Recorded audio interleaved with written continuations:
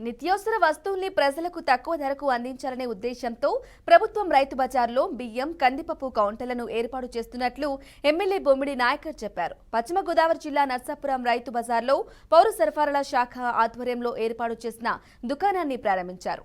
ప్రజలకు అందుబాటులో ఉంటూ వారి సమస్యలను ఎప్పటికప్పుడు పరిష్కరిస్తూ పాలన సాగించాలన్నదే కూటమి ప్రభుత్వ లక్ష్యమన్నారు.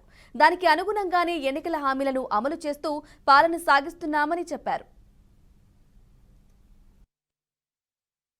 ప్రజలకి తగ్గించి రేట్లు ఇవ్వాలి, ప్రజలకి అందుబాటులో ఉన్న ఆలోచనతోటి ఇవాళ ప్రభుత్వం రైతు బజార్లో అవ్వచ్చు, అదేవిధంగా ఏదైతే షాప్స్ ఉన్నాయో పెద్ద రిటైల్ షాప్ ఉన్న షాపుల్లో కూడా ప్రజల ప్రతి ఒక్కరికి కూడా ఆధార్ కార్డు ద్వారా ప్రతి ఒక్కరికి 180 రూపాయల పప్పుని 160 రూపాయలకి ఇవాళ ప్రభుత్వం ఇవ్వడం జరిగింది.